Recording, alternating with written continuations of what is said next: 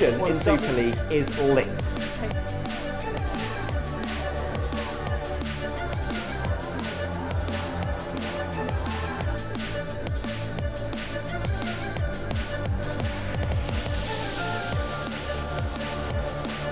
So what makes the Superleague so good?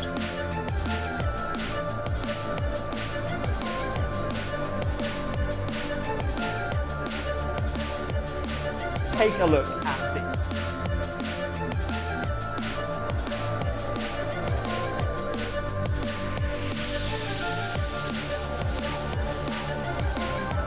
and it's probably one of the most unique leagues in the world.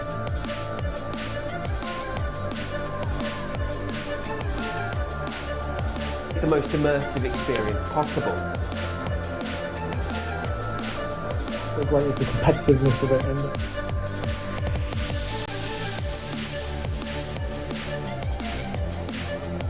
the talent that we have now on offer.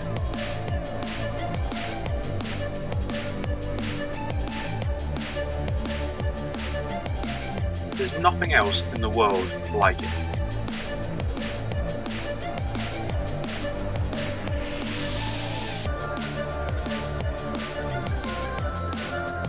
It's the most realistic sim racing experience anywhere.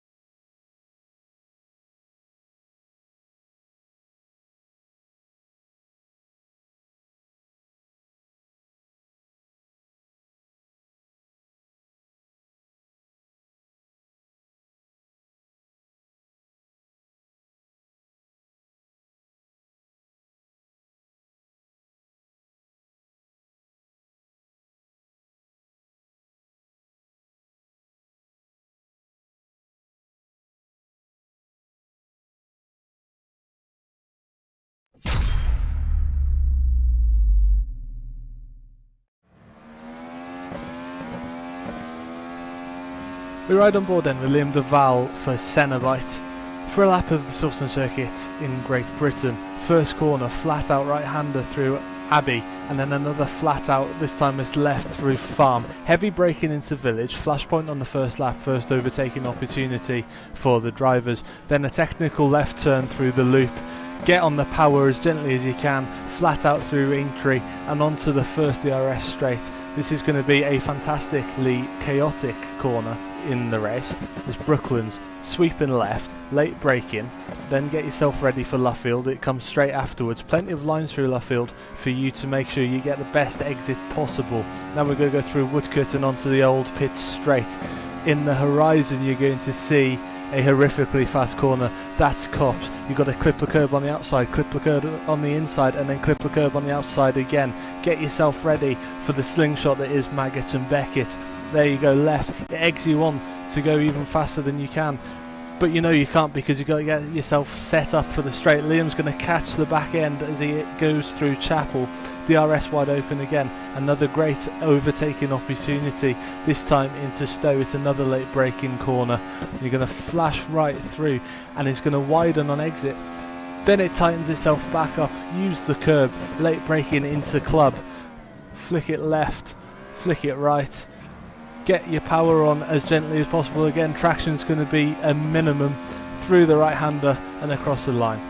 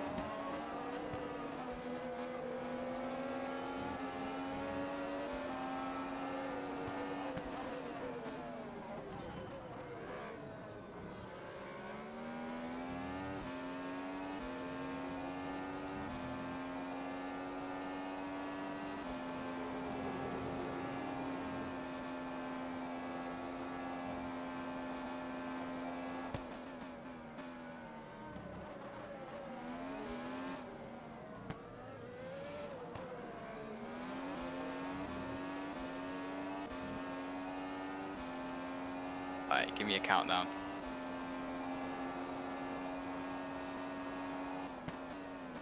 Good evening, guys. Welcome to round 8 of the Super League at Silverstone. You join us in qualifying for the pole position shootout. Current leader is Daniel Brewer. He's on 27.571. He's showing good form lately. He took pole position before his penalty in Paul Ricard. He's followed closely by Yannick Bock, and I believe they're both separate by 1,000th of a second at the moment. But Yannick Bock does have one more final lap to put in. P3 is currently our championship leader, Adam Maguire, followed by Liam DeWall, who is taking part in his first Super League round after pretty much dominating Super League Lights this season. To see how he does mixing up with the big boys. Oh, we just had a late improvement there. Dennis Jordan, he's just gone up into original pole in 27.4. We'll be joined lately by my co-commentator Joshua Anderson. He's just having a little bit of PC issues, so I'll lead the way for the main man joins in. And let's get to it then. Last lap. This is the last. It's pretty much a pole shootout right now. Whoever's got the, everyone wants to put it all to the walls right now. I've noticed Jordan's on a really good. He's on a really good final. He's on a really good lap at the moment. I don't know if he's got traffic up ahead of him. Who is that? That is Ruel in the Holland and HRT car. I don't know if he's going to give him traffic, but just behind Jordan is his teammate Yannick Box. I believe Jordan might give a slipstream to his teammate here. Yes, he is. All right, Box going to get a good tow here. Now, will there be a 1-2 for the Evolution boys? Dan Brewer's in the pit lane. He's got no more. He won't be able to improve his lap time. And Bock, oh, he just keeps on the track into Stowe corner. I don't think there's anyone else improving right now. So this is it. Yannick Bock. No, he's made a mistake. He's gone too wide into the last. He's gone too wide into the club. Oh, well, I think that's it then. I think pole position would be Dennis Jordan, who, I'll be honest, I'm stunned.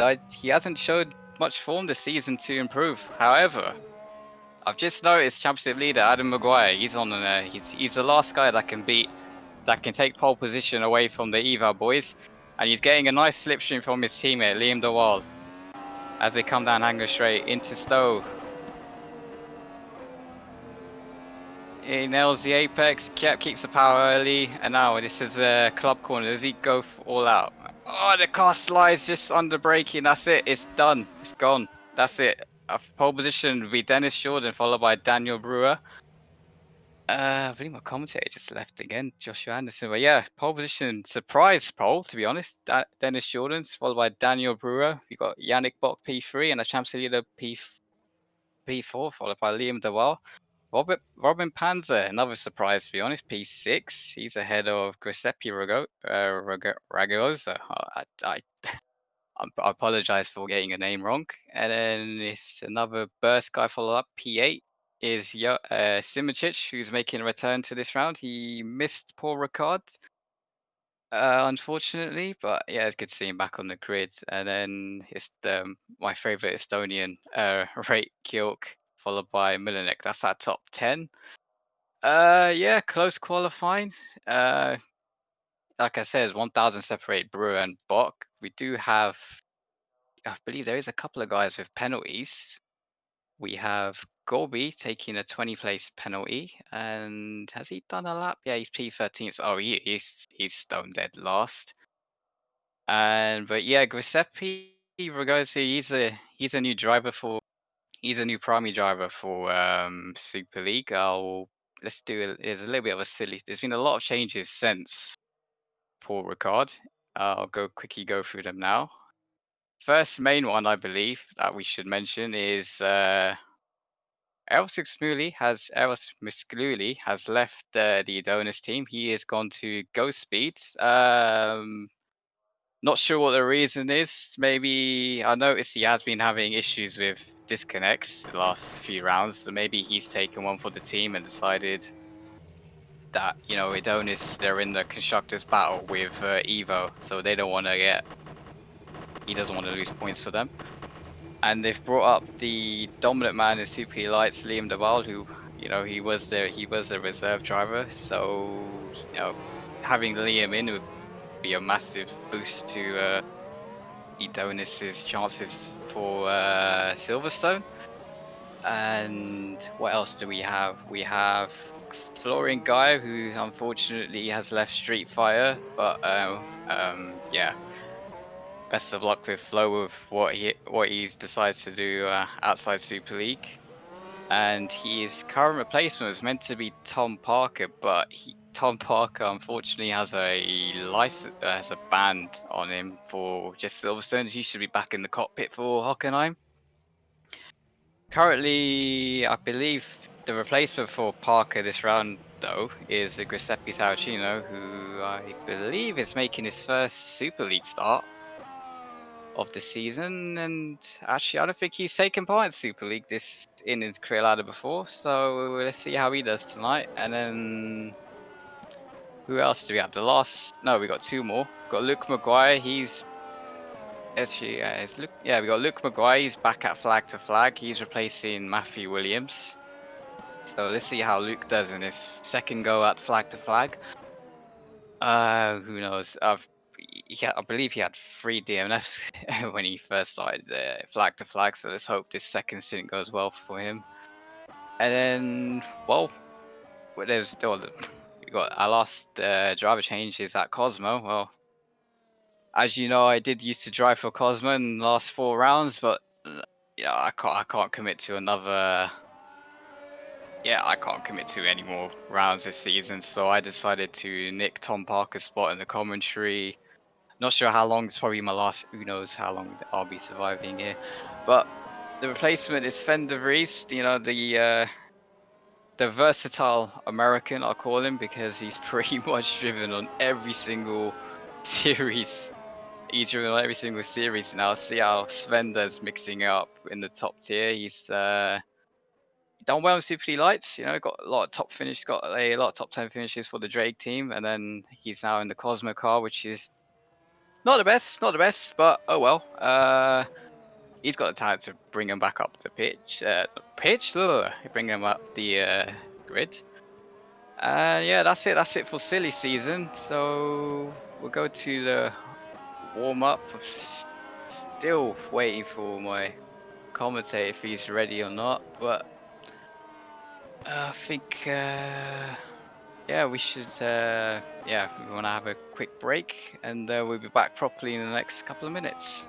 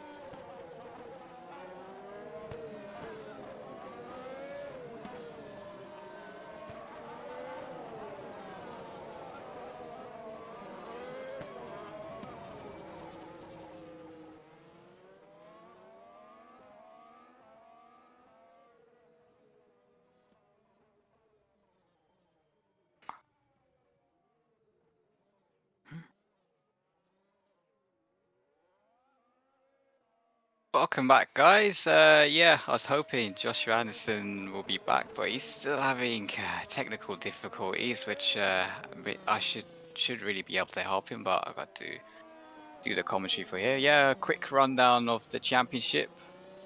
It is still being led by the ever-talented Adam Maguire, but Adam Maguire had a very poor record, and that allowed Yannick Bock to, who with his win managed to close the gap back up to 7 points, and it'll be a great race between them two. They're sharing row 2 together. It'd be fascinating watching the strategy race up front because Adam's got his rear gunner there and Liam today, and then Bock, his teammate, is on pole position. So the eval versus Adonis battle looks tasty today, and let's see how that goes. P3 Simracing, let's see how he does. He had obviously had the unfortunate crash in Canada, which robbed him of a great chance of victory. He's starting in the bottom end of the top 10 today, but yeah, I think I'll keep a close eye on Simicic for the race win. P4 is Milanek, followed by Rualt and Gobi. That's at top 6, and then quick run of the team championships. The Donis, followed by Eval, Edge, Holland, and ACR. I must say the battle in the constructors again is tasty between the top 2, Eval and Evo versus Adonis. Even though it's a bit of a bigger gap compared to the drivers, I still think it's them two are the favourites. And then from P3 to P5, they're separated by only 18 points. So that's another close constructors battle. We'll keep an eye on this race. Formation lap is due to start in 20 seconds. I'll run you down the grid. I will apologize though if I get some of your names wrong, but I'll do the best I can. And yeah, and quick, I would have liked to discuss the strategy or the strategic race with Josh Anderson, but yeah, Silverstone, high tire, wet track, high downforce, well, medium to high downforce, but I still expect this, despite being a bit of a tire clear to the front left, I still expect this to be a one-stop race. The top 10 strategy will definitely be soft to hard tires. Keep an eye on the guys outside the top 10 for running a alternate strat. They may look to start on the mediums and then get stretch it out, stay within the top 10 guys, and maybe do an overcut and then switch to the hard tires later on, or maybe they'll start on the hard tires, save the tires, go for a little bit of a push later on, and then come back at the top 10 at the end on their new softs. So let's see what happens. Let's quickly run down the grid. We got Dennis Jordan. He's our pole sitter today. First pole of the season for him. Good to see him back on form. Followed by Daniel Brewer. No penalties for him this round. Good to see that he's on the front row. You don't have to worry about. He had an unfortunate round in Paul Ricard. Let's not talk about the incident. But he's followed by Yannick Bock. P4 is our championship leader, Adam Maguire. P5 is our debutant this year in Super League, Liam de Waal. P6 is Robin Panzer, another surprise top 10 qualifier there. I'm going to get this wrong, but P7 is Giuseppe Ragazza. I'm sorry if I got it wrong, mate. P8 Simicic.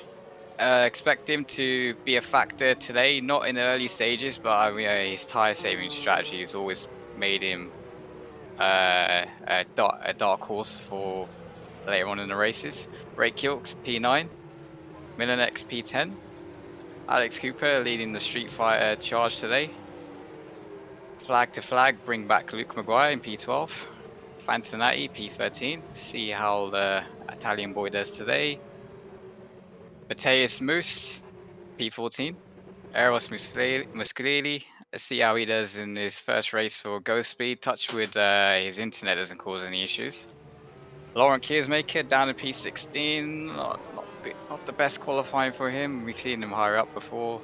Fabio Sixter P17. Saracino P18. Stefan Rualt P19. Gumani Zapala P20.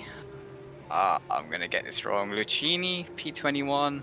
Sven de Vries P22. Sergio Harras P23. Vincent Gut P24. George Sutton P25. Mr. Gorby, he is P26, and our favorite Argentinian, Agustin Canapino. And I've just noticed we have a car missing. Who is that? Fidek. Okay, Fidek is the guy that's missing from the grids. Well, he must have disconnected in the formation lap. That's a shame for the Red Arrow guy. Especially, yeah, it seems like a disconnect on the from the formation lap. All right, now they're all lined up on the grids. Well, apart from those two guys at the back. But yeah, here we go then.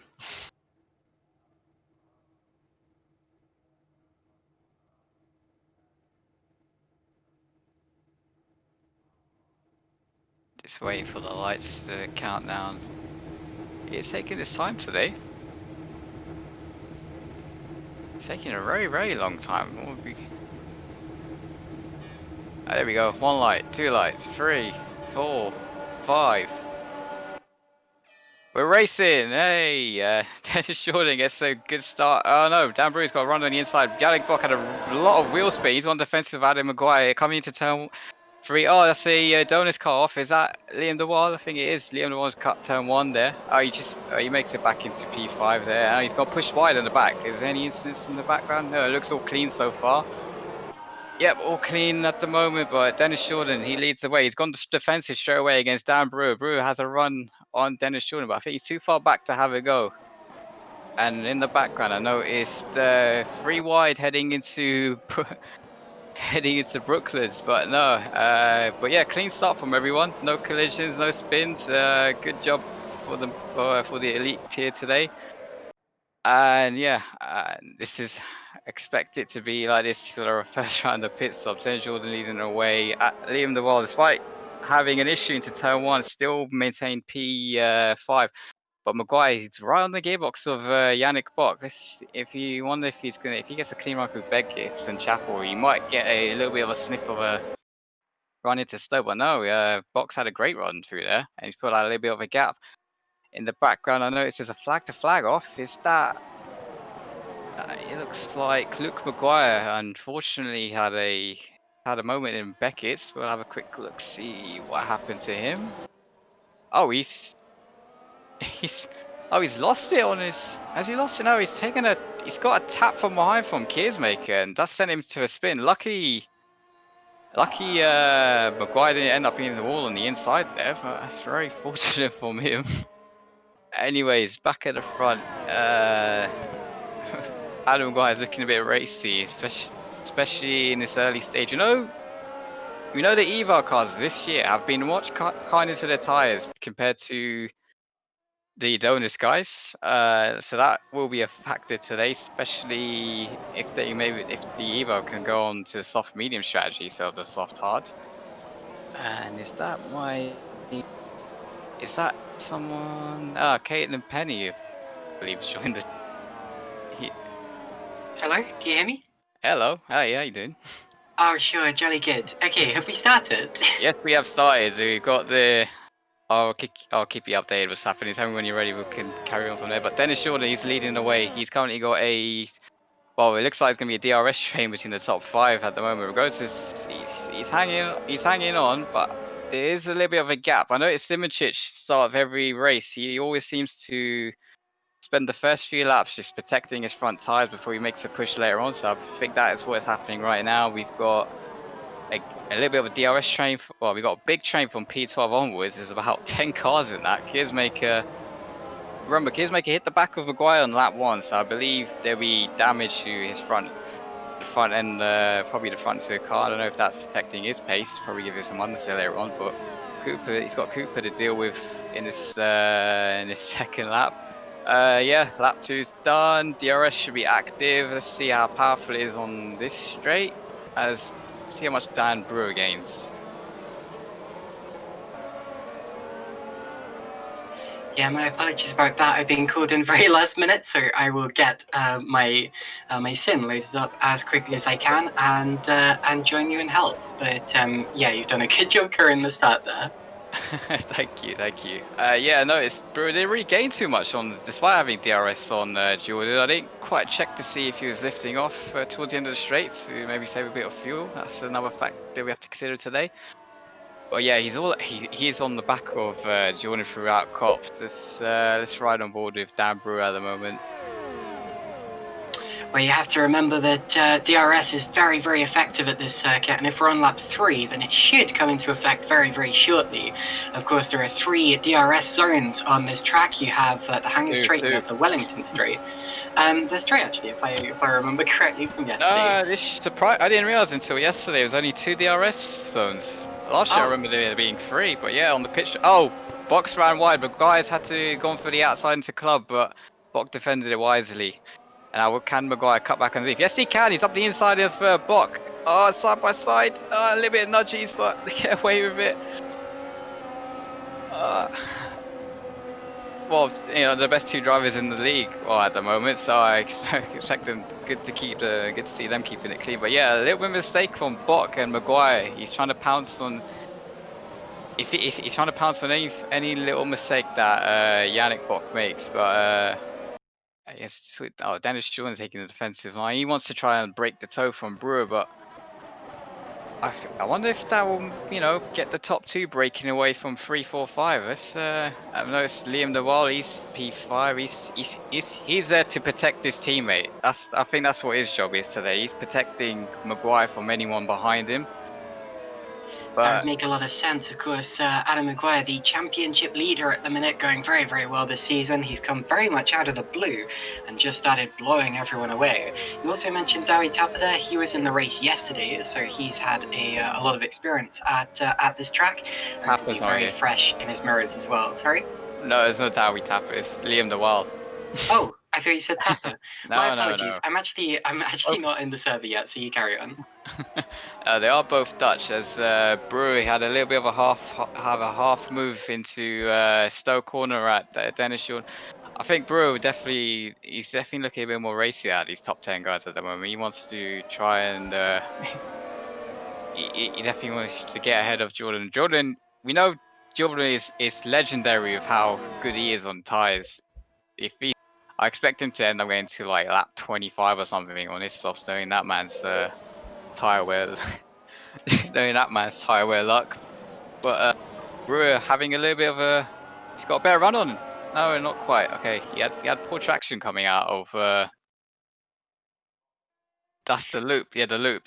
I'm just trying to remember the corner names on top of my head. Oh. Well, yesterday it did.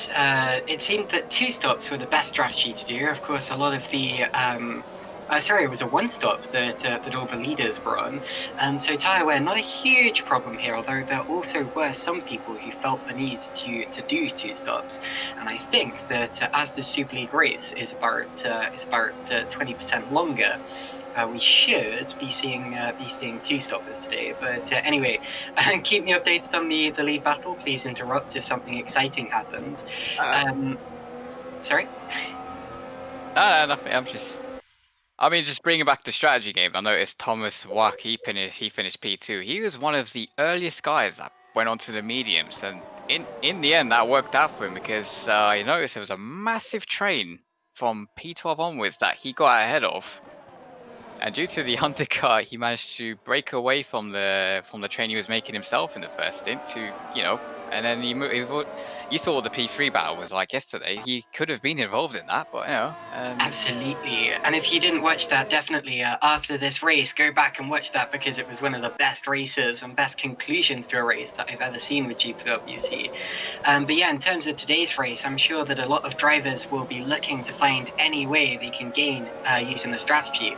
We have still got that long chain. Of course, it's still very early in the race, so of course we've got a lot of chains, but from first all the way back through the field, 6th, 7th, 8th, etc.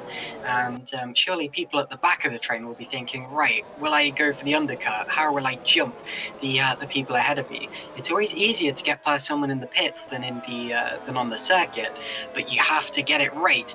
And if you don't benefit from your strategy, you're going to end up losing out, and other people are going to jump you instead. That's going to be where the main battleground takes place in this race. for the time being, they've just got to see where they can get themselves in the order on the road. Yeah, a guy allowed to keep an eye on for, let's say, the first 15 laps is Fantanati. Now, remember the top 10 have to qualify on the tyre they made their fastest lap on. So they have to start the race on that. So, as you know, the top 10 qualified on soft. Fantanati did not, he qualified at just outside the top 10, but because he's had a good start, I cannot remember what position he was, I think it was P12. He's hooked onto the back of this soft tyre train on his medium tyres. He's not losing ground to them, he's hanging on to them, and let's keep an eye on his progress. You know, I reckon he'll be a factor in the last. He might be able to pull off an overcut if the hard tyres don't switch on straight. Switch on straight away. And we got Alex Cooper. He's managed to make it past the long Kiers maker. And yeah, that's the thing. I did not mention what compounds people are on. So top 10 are on soft tyres, and then 11, 12, 12 they're on mediums. 13, 14 Kiers maker, Musa on the hard tyres, Saracino's on the mediums, and Sixers on the hard tyres. But there's a noticeable gap developing between P11 and P12. It is around 3.5 seconds now. It's getting bigger, and that's the window that the top 10 are going to be looking at, because as we saw yesterday, when the top 10 guys pitted, they came out behind the guys that started on the alternate strategies, and this might be a problem today for them. We talk about that 11th position. It's the most important position in the midfield scrap, especially when it comes to qualifying, as that's the top position where you're able to go into a different tyre compound and a different tyre strategy to start the race, and you can win or lose valuable positions that way. Of course, we've seen Fantanati starting on the medium tyres, as other drivers ahead of him have all gone for the softs, which they qualified on, because they're required to, obviously. But that means that Fantanati is more flexible in terms of strategy. He can react to things quicker, and he can make his strategy up on the fly, whereas drivers ahead of him are a bit more restrained through having to start on the tyre they qualified on. I've just seen, actually, Dan Brewer got so close to Jordan on the straight there. He's looking racy, isn't he, Dan Brewer?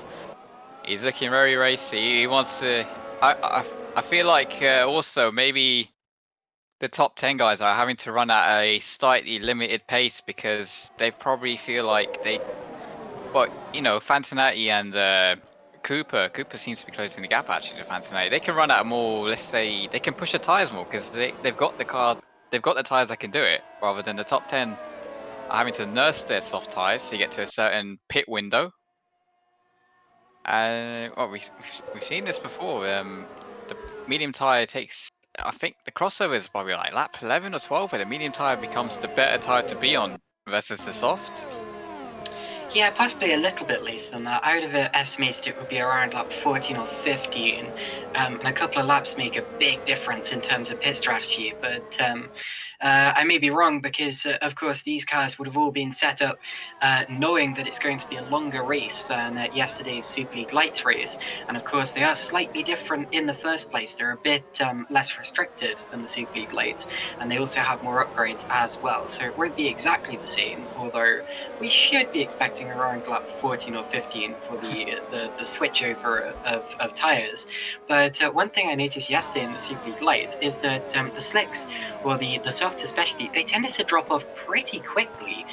It was almost like the cliff was earlier than people were expecting, and a couple of guys reached that cliff and ended up losing out on positions. Yeah, they're very brittle tyres. They're very, very brittle tyres. You got to really look after them well. I think, I don't know, yesterday I managed to get about 16 laps out of them. I could have gone longer if I pitted a bit early to avoid people undercutting me behind. But yeah, they can go about 17 lap onwards, maybe the top guys can get about 20 laps out of these things. So I expect the pit window though to open up between lap 15 to 20. That's when I expect the first soft runners to be in, but judging by how Brewer is trying to push it to catch Jordan, I reckon he's going to be one of the earliest guys in. He's definitely...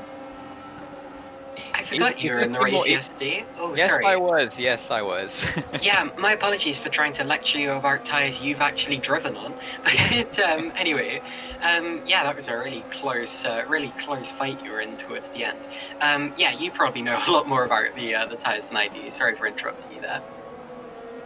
Ah, no, it's fine. But yeah, you know, feel free to, if you see something out there, feel free to butt in. I'm still new to this commentary stuff. I don't know what I'm doing. Oh, Keersmaker's got a Moose got a run on Keersmaker into the club, but Moose backs out of it. But now he's under pressure from Savicino behind, and I don't know, it's a bit okay. But I wonder, I think Keersmaker must have made a mistake into Stowe because Moose was having a go into him into club.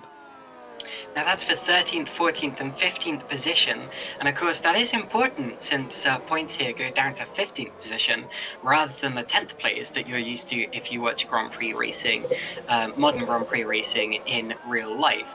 But anyway, good news is that I'm now in the server, so I'm able to see things that are happening in real time. My apologies for taking so long, but my computer's not great at that stuff. But anyway, we're on lap 10 of the race now, and Jordan is still being hampered by Daniel Brewer. Brewer really pushing him hard there, less than 0.6 of a second behind him through the last checkpoint. As Buck running in third place, Adam Maguire, championship leader, is fourth. Then it's Duval, Ragusa, Simonchich, Panzer, Winnick, and Kilk. You can see that all on your screen, of course, but what you can't see at all times is just how close they are. They're really sneaking down the straights, and I wouldn't be surprised if this if this order turns on its head in the pit stop strategies. Yeah, definitely. This Cooper's now broken away from Keersmaker. He's slowly creeping up back on these top 11. Sorry, not top 10, top 11 guys now. I keep fancying that he's on the back of the soft tire train.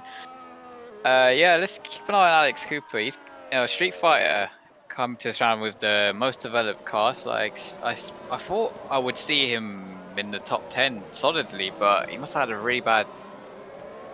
a really unlucky qualifying session or made a few mistakes here and there. I know Alex from a few years ago in the CSG days is a very quick driver. There's some tracks that he's an absolute beast at. I know he's good at Silverstone, so let's see how Cooper does today. And then Brewer, Dan Brewer, he's still lurking around Jordan. I noticed he hasn't had. He had that one little look a few laps ago, but that's about it. He's not. Looks like he's kind of just settled back behind Jordan. But Sandeep, sorry, you can tell by the body language of Jordan's car that he is reacting to Brewer. He was pulling right over to the left on the Wellington straight. He can feel Brewer's pressure breathing down his neck, and he's going to do the same thing here on the Hangar straight, possibly. No, I think he feels a little bit safer on the Hangar straight, with Stowe being a more curved braking zone. But anyway, yeah, he's still definitely reacting to Brewer, and that shows you that Brewer is still putting the pressure on. He's not slotting in behind him just yet, and Jordan is feeling that pressure.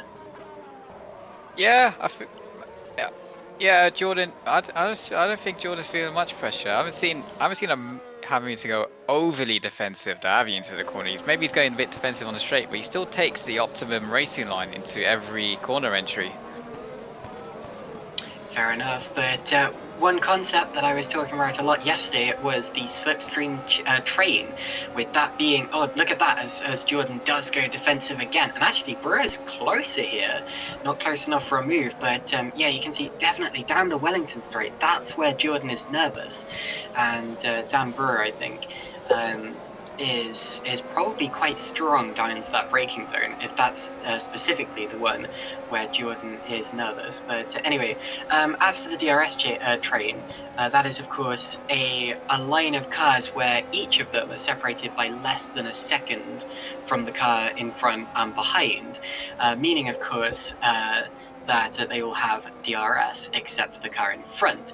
That DRS train at the minute goes from 1st down to 11th place. We have 11 cars for the lead, even though we're on lap 12 of the race. So it really hasn't split apart, it hasn't dissipated. And Jordan is holding up a train of cars at the minute, and that could be interesting when we get to the strategy. Yeah, knowing Jordan, he's probably using 1% tyres per lap, and you go to lap 30 with his tyre wear. And yeah, we saw this yesterday. It was a DRS train, and first stint, no one was really able to. Actually, Brewer's looking a little bit closer, isn't he? He's looking very close here. Now, will he have a go into turn 4? Not quite. If he gets a good traction out of this corner, he might give Jordan worries on the... Yeah, that's looking closer. That's looking very close. Jordan might have to... Brewer might have a good run here. Yeah, that's very, very close. Brewer has the DRS wide open. He goes to the outside down into Brooklands. He needs to be careful here because otherwise Yannick Buck's going to have a look. Jordan holds him off for the time being, and as they head into Luffield, it's now Buck who's closer to Brewer. We may be about to see the Evolution guys working together a little bit, but anyway, Daniel Brewer, he knows he's got to attack or be attacked, and that was his first proper attempt that we've seen all day. What can he do now as they head through Maggots and Beckett? If he can stick with Dennis Jordan, he might have another look down the Hanger Straight, but actually I'm more interested in what Yannick Buck can do here. Actually, he's missed a couple of apexes. I'm not sure he's going to get the best of exits, but yeah, that was definitely the closest we've seen to the order changing. And as we head up towards Stowe this time around, it looks as if they're all going to stay together, but you wait until they head down towards Brooklands again, because we've seen just how strong Brewer is in that section. Yeah, Jordan's managed to put a little bit of a gap now to Brewer. Brewer had a little bit of a wiggle in the middle of Beckett and Chapel. Had to get out of the throttle, and that's made that's glad Buck to close in a little bit on him. And Liam de Vries, he's just again he's acting as a rear guard for his teammate here. That's his job today, isn't it? I think I'm not going to call it the number 2 role. I'll let someone else in the commentary in the comment section call it that. But Fantomati's dropped slightly off the slipstream chain, so it's now just the top 10. And I say just the top 10, but that is very, very close. Here we go again, down towards Brooklands, and it looks to me as if Brewer is not as close as he was a lap ago, but still, it's definitely down there where he gets close, and Jordan's still looking a little bit nervous in the positioning of his car, although not as badly as the last few laps. The top 10 stream together through Woodcote and towards Copse. This is the faster section of the course, where all of the corners are sweepers, and the drivers behind will be moving about in the turbulent air of the car in front and just begging for the Hanger Straight to come quicker. Here we go through Maggots, Beckett and Chapel again. Jordan, Brewer, Buck, Maguire, etc, etc. And Brewer doesn't tend to be that close when we get onto the Hanger Straight, which shows me it's an absolute pain, the dirty air into Maggots and Beckett. I noticed this yesterday. A lot of Buck went wide on entry there into Stoke corner. This I will give him pressure on the ground. No, quite, but yeah, a little bit of mistake. Oh, another little mistake there for Elk. He ran deep into club corner. So two little errors, but yeah, they're not major errors. They're small ones, and that's taken a little bit of pressure off Dan Brewer. And Brewer now put the pressure back onto Jordan. Well, I think it's a bit of a yo-yo effect here. Yeah, sorry about that. I think Brewer is quicker than Jordan in the slower speed corners, and that's how he's able to get so close through here, through the loop, through Farm, through Aintree. Admittedly, Aintree is a bit of a quicker corner, but it's immediately following the slower ones, and that's why Jordan has to defend down the Wellington Straight rather than the Hanger Straight, because the Hanger Straight immediately follows the faster corners such as Maggots, Beckett's, Chapel. Of course, it's always going to be tougher to follow a car through there than through slower corners. But even so, I think, judging by the way Brewer is driving, that he prefers the slower speed corners, and I wonder as well whether he's running a little bit less downforce than maybe the Evolution guys. But of course, we can't see exactly what their setup is doing. Now we head through Maggots, Beckett's, Chapel again, one of the most important sectors on the track in terms of setting up good runs onto straight. But anyway, here we go again. More DRS, more slipstream, but no more moves just yet. Yeah, a little bit quiet this time. We're on lap coming up to 15 laps completed. I expect this is when I said the pit window will open up for guys looking to make a undercut. Good call, Ragusa. Oh yes. Yeah, very good call. Giuseppe Ragusa, first driver into the pits, racing for the Abruzzi Esports team. He's probably going to go onto medium tyres, would you say? It's got to be. I reckon it'll be on the hards. I'll be surprised if he goes on the mediums. Okay, if he's on the mediums, it has to be a 2-stop race. There's no. I don't see how the mediums are lost to the. Okay, he's 2-stopping. I was going to say, I was thinking it was going to be a 2-stopper from here. Definitely lap 15 for the to switch from the softs to the mediums, and then he'll probably do another stint on either softs or mediums at the end.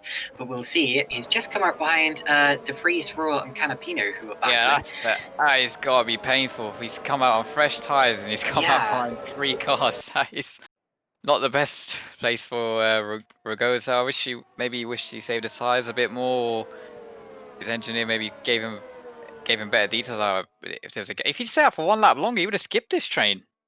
Yeah, he would have come out ahead of Sven. But this is blowing his strategy a bit. Yeah. Well, Canapino's just got past Rural there. Rural on the medium tyres, although starting to lose out. Look at Ragusa going to the inside now. Rural wasn't obliged to back off, but it did anyway, and through goes Ragusa on the fresher tyres. Now he's got Canapino and De Vries immediately ahead of him on older and harder tyres. This should be relatively easy to get past, but it's going to cost him time. Yannick Bock and Adam Maguire both in. That's Maguire, I kind of expected to be one of the early guys in, but Bock was one I wasn't expecting at this early stage, yeah. And I really wasn't expecting Alessandro Fantinati in either, because he started on the medium tyres, and I was expecting him to run them longer to keep his strategy flexible, but definitely a 2-stop strategy coming for Fantinati. I wonder if he'll go on to another... Oh, he's going on to hards, so actually this may be a 1-stop strategy after all, but we'll see. I am surprised to see him pit so early. Buck comes out in clean air. Adam Maguire comes out in even cleaner. Oh no, he doesn't, because he's just been passed by Sven de Vries. Maguire gets slightly sideways. Now this is important for Maguire. Yeah. He's got to get the switch back on De Vries here. Touches the rear end of De Vries' car, and De Vries is going to get the line through there. That's going to cost Adam Maguire. Maguire's got to do this now. He's got to pass Sven now. Even though his tyres are cold, he's got fresher ones, and he hasn't made it stick. Or has he? Can he hang around the outside? No, Sven shuts the door on him. Maguire comes back up the inside, and then he's on... Okay, Sven's giving him the place, I think, there. Yeah, alright. Maguire got away with that one, but the gap now between Bock and Maguire has gone up to 2.7 seconds, and they were only a second apart coming into the pits. That has cost him big time. Big twitch for Maguire through Cops there. His cars look very, very twitchy the last couple of corners, especially when he was fighting with De Vries, as you would expect. But anyway, and Jordan then. So Jordan is pitting from the lead in one of the Evolution cars, and Brewer stays out. So Daniel Brewer will briefly take the lead of the race, and we'll see what tyres Jordan goes on to. Again, I'm expecting mediums, just to keep the strategy flexible, so he can see whether he needs to go into mediums again for the final stint, or whether he can gamble on softs. He goes on to hards. So Dennis Jordan goes on to hards. Not sure whether he's intending to go for a one-stopper or whether he's going late and then onto softs again, but we shall see. That's going to be undercut's worked for him. For Bock, the undercut's worked. He's got ahead of Jordan. Look at that. That's big. Then Yannick Bock there could have just taken the lead of the race. He's immediately behind Aris Mascioli, but he's jumped his teammate there, and that could effectively be the race lead. Now, I don't know if there's going to be team orders in that lineup, but anyway, around the outside goes Bock on Mascioli, makes it stick. Mascioli has to avoid turning in, but yeah, that's a dramatic change in the race. Of course, they're both on hard tyres, the Evolution drivers are, and I think the most important thing now is going to be what Brewer does. This saves Evo the pain of having to worry about switching the cars later on. Remember, Bock's fighting for the win in the championship, so that saves them a headache later on. And now Bock's got his rear gunner, Jordan, right there. Well, okay, there's a car between them, but you know what I mean. His rear gunner is right behind him. He's got a car between himself and Maguire. And if this undercut has worked out well, then Bock should, in theory, come ahead of Brewer, who is in the pits.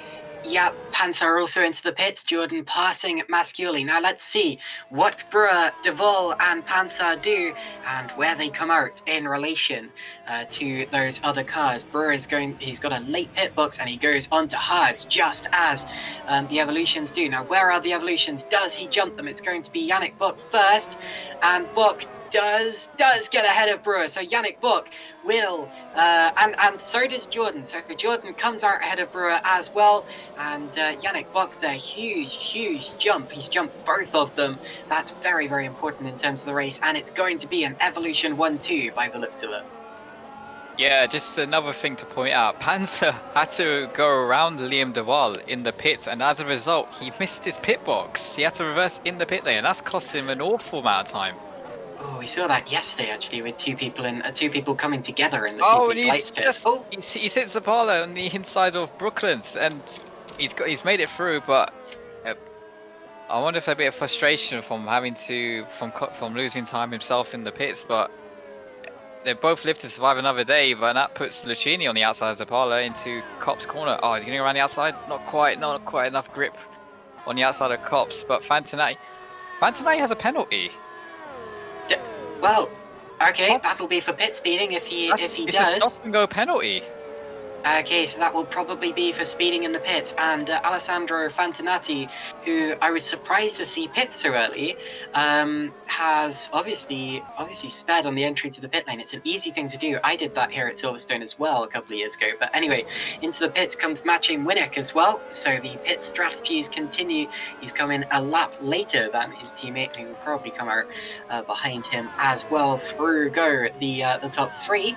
Winnick exits, but Adam Maguire as well, not too far behind Brewer. The order hasn't changed that much, but the most important thing is that Buck jumped up to the lead. Anyway, the race continues, and does Fantinati? Well, Fantinati didn't come in for his penalty that time around, but maybe next time.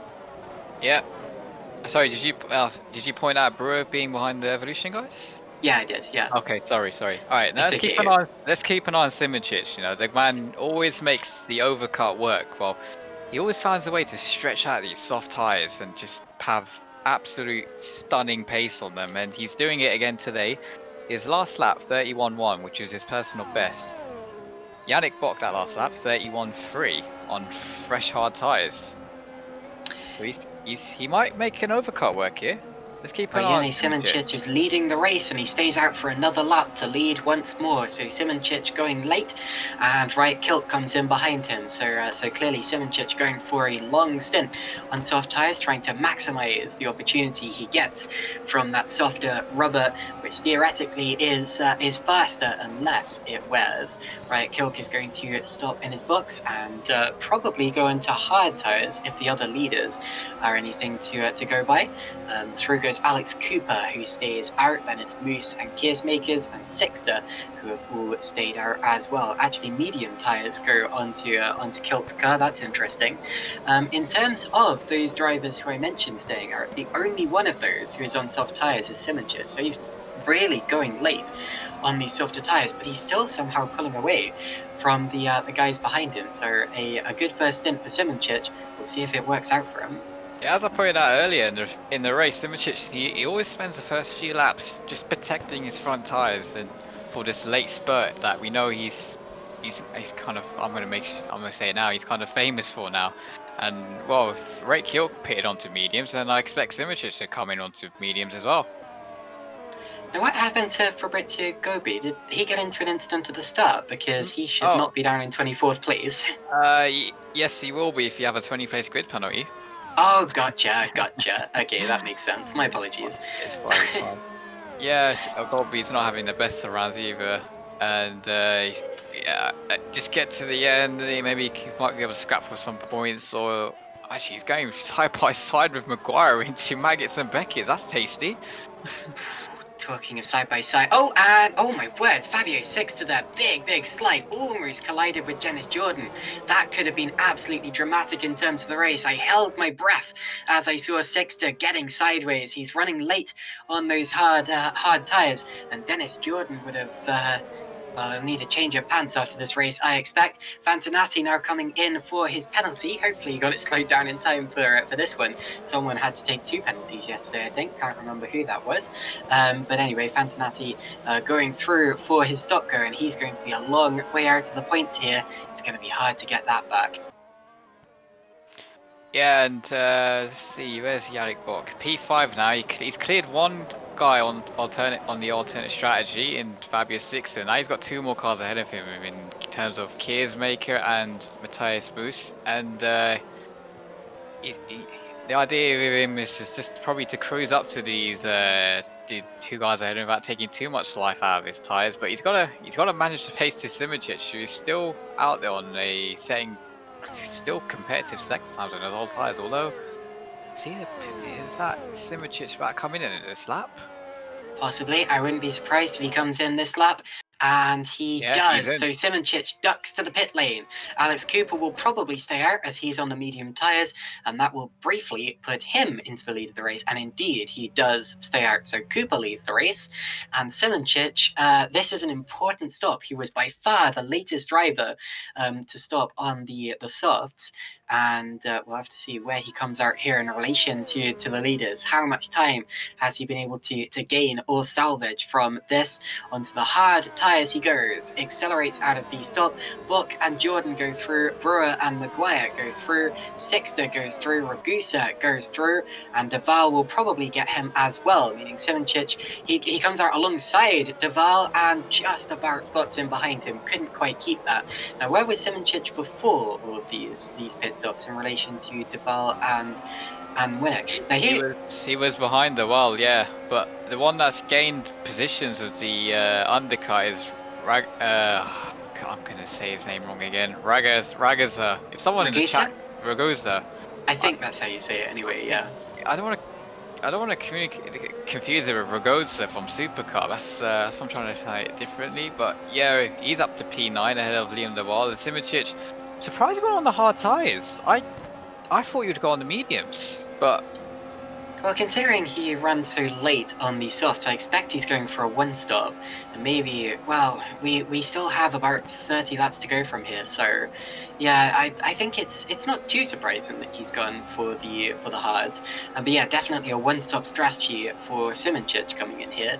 And his job at the minute will be to put in laps that are as quick as he can manage on those hard tyres to try not to lose that much time and keep him in contention for when he for when others switch onto their final set of tyres for the end of the race. yeah, quick update: the Evolution boys and Edge have cleared the second prime runner in Kearsmaker, and now Maguire is going to become the next guy to clear Kearsmaker. Nice Yeah, and cleanly they're done. making their way through these guys cleanly. I thought they would get help. What's that? Well, Ragusa and Sixter there made slight contact further back. That wasn't quite so clean. It was side-to-side contact, and they just about got away with it. And now Sixter's letting through a couple of other guys as well. But yeah, that was almost a disaster. Luckily, they got away with it. Next up for the Evolution guys is Matthias Moos. He is also on the harder compound of tyre, and once they pass him, they'll have some clean track for a while, because Cooper, of course, is a medium tyre runner. Yeah, let's see how long Alex stretches out for us. I can't remember the last time I saw Alex Super League race. I want to say 2017, maybe. I'll look that up for you. Anyway, Yeah, Cooper comes into the pits. So Cooper, on his alternate strategy, pits from the lead, slows it right the way down. That's good to see. Making absolutely sure that he won't get a penalty. And when he stops in his box, I expect he'll probably have to go for hards, because he's on mediums at the minute, and I don't think the softs can do a one stop. So yeah, goes onto the hard tires and starts to drop down the order. Behind Simoncic, of course, the position he comes out in won't be quite representative, as one stoppers only tend to sort themselves out towards the end of the race. But anyway, also into the pits come Lucchini and Sutton, although they are running outside of the points as it stands. So we'll have to see what they can manage towards the end of the race. Meanwhile, Matthias Moos leads the race, but only just, because Jannik Bock is now in DRS range of him, and this may be a fight for the lead, but it's not effectively a fight for the lead, as Moos, of course, is on an alternate strategy to all of these drivers, and is expected to drop behind them when he makes his stop. Here comes Jannik Bock. He will probably get past him on the hang a straight.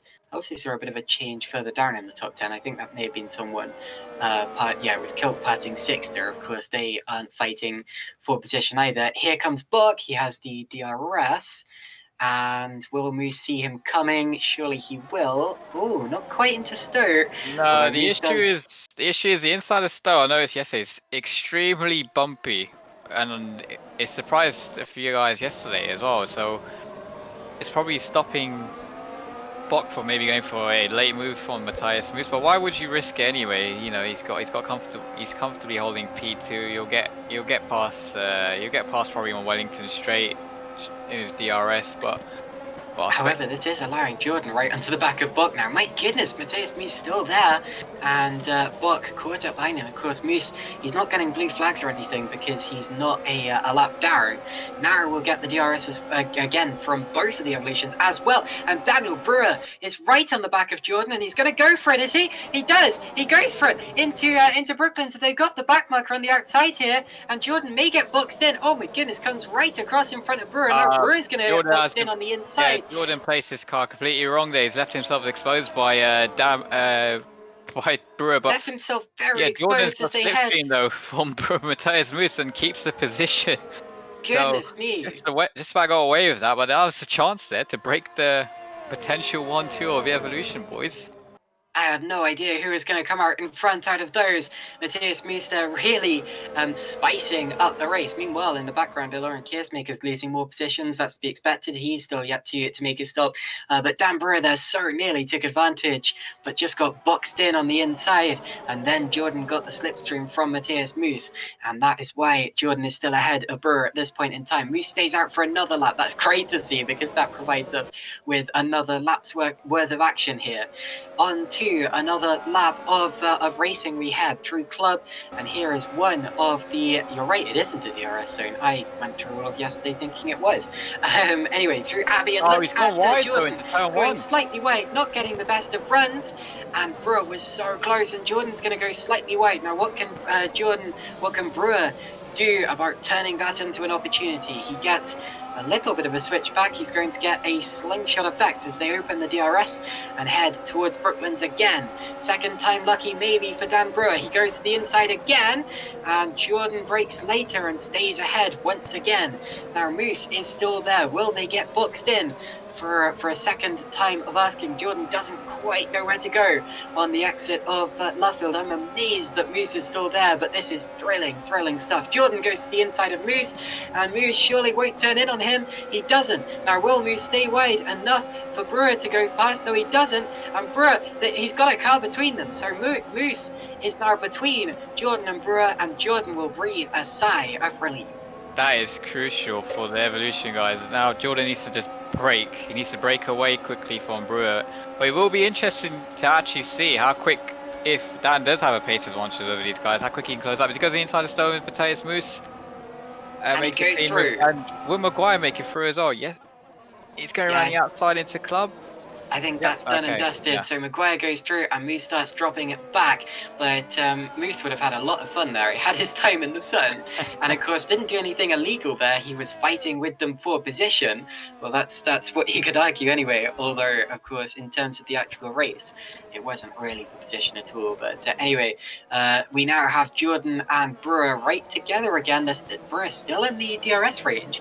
And if they come upon another back marker, that could very much close up the gap again. Adam Maguire right with them as well. Maguire could gain from this as well because he's got DRS from them as well. Moose still has the DRS as well, although he's going to be dropping back into the clutches of Ragusa and Deval behind. So we'll see how that goes. But anyway, what a fight we've seen the last few laps. Moose really spicing up the race there. Yeah, now he's gonna have P6 and P7 Kenny on soon, form of Ragaza and Liam Dewal. He's got. Yeah, I wonder how long Matthias will stay out on these tyres. Maybe another, let's say, if the top guys came on softs about lap 15, 16, I reckon he'll be in like 5-6 laps time. We'll have to see. Of course, we still have some drivers who were expecting to make two-stop strategies, and I wonder, the people who pitted relatively early to go into hard, are they expecting to maybe go the full distance? That would be, well, I think people like Simoncic's strategies would say otherwise, but anyway, also just seeing Kilk passing Kiersmakers, that's full position technically, but still Kiersmakers yet to make his stop. But anyway, yeah, I think Simoncic's strategy indicates that those drivers won't be able to make a pit stop. Won't be able to make a one stop, and I wonder whether that means that Buck, Jordan, Brewer, etc., will be coming in for a set of softs towards the end. I think they'll be fine. I think the one I'm worried about is Ragazar. I think he might have issues if he's trying to go to the end of the mediums. He was the earliest guy to pit on lap 15. So I can't see him making it to the end, but the guys top 4, I don't expect them to come in again unless touchwood there's no incidents that they get loose front wings or something. But it'd be a tough ask as De Vries just passed Moose. Now here comes Simoncic as well, and Simoncic clears him. That's good for his strategy. Panzer and Kiersmaker side by side, and Panzer will go around the outside of him, and that just shows you the importance of fresher tyres because they're both on the same compound. Panzer just had so much more grip through Cops there, and look at the difference as they stream through Maggots, Beckett's and Chapel, as Panzer is just able to find that much more traction, and surely Kiersmakers will be coming in for a stop before long. I expect him to go into mediums and run to the end of the race. Alex Cooper now passing Kiersmakers on the outside. Kiersmakers dropping like a stone. Fabio Sixth is going to get him. Not there, but he will. yeah, Alex Cooper up to P12. He's on one of the fresh set of hard tyres, so I expect him to make a little. He's actually got the fastest laps on 1:30.5, so I expect him to make a move into the top. As Millanet goes up the insides of Mateus into turn 3, and Mateus stays on the inside into the loop. But I think this will still be job done coming up to Wellington Straight. I think with DRS, the edge seems to be a quick, fresh tyres. There you go. That move's done. I noticed also how close the top 4 are together all of a sudden. All 3 of the leaders are within 0.7 of a second of each other. Now, what will the Evolution drivers do? Will they see that Jordan, or will they decide that Jordan is quicker and let Jordan get ahead? Let Buck maybe stall for time and hold Brewer off, or will they defend Buck, who is of course ahead in the championship, and use Jordan as effectively a rear gunner? I would probably say they're going to do the second thing, but that is of course assuming they have team orders at all. Otherwise, I expect they'll be free to fight. But anyway, I expect it'll probably be Jordan defending Brewer because Jordan defending Buck because Brewer and Maguire are breathing down their necks. Yeah, I wonder if it's maybe a little tactic by Buck. Maybe he wants to give his teammate DRS every lap to help him defend against Brewer. I've noticed the Evolutions actually have a higher top speed than the Edge and Idonis car behind. At least 2 or 3 miles an hour quicker, so that's probably why maybe it's a defensive strategy by the Evolution guys here. Here comes DRS again, but I don't think there's going to be a move just yet. Down into Brooklands, Maguire actually dropped a little bit back in that last sector. But anyway, look at the difference in lanes through Luffield. Brewer taking a much more confident lane. Jordan, I expect, will be looking into his mirrors every time he touches the brakes, and just glancing into the mirror to make sure he doesn't have Brewer coming through. Slight twitch from Brewer. Brewer has a slight twitch through Cups, and look how close Maguire got through there. Actually, Maguire got a really, really good run, although that's all going to be for nothing through Maggots and Beckett as he loses time in the turbulent air. Here we head again out into the second DRS zone and the hangar straight, not the third DRS zone as I mistakenly called it yesterday, but anyway, up towards Stowe again. Those Evolutions are so close, and I can't help but feel that Jordan could get alongside Buck if he wanted to. So I reckon he's acting as a bit of a rear gunner in this race. But that, of course, comes with the risk that you don't end up having an Evolution winning at all. Because look how feisty Brewer and Maguire are looking on their rears. Yeah, just to take a topic off the lead battle, we have had our first retirement in the Vantanati. He did have that stop and go earlier on. I don't know what the issue was for him to get a DNF, but it is 6 laps to go. We have got also some guys are in the pit lane right now. I think that is a Mad Cape, if I'm not mistaken. Kizmaker's at last making his stop to go onto softs. I knew he was running it long for a reason. So Kizmakers goes onto softs, and now he will use that grip to his advantage for the remainder of the race. Gobby also in, the driver who took his first career victory at the Canadian Grand Prix, but hasn't been going particularly well in this race so far.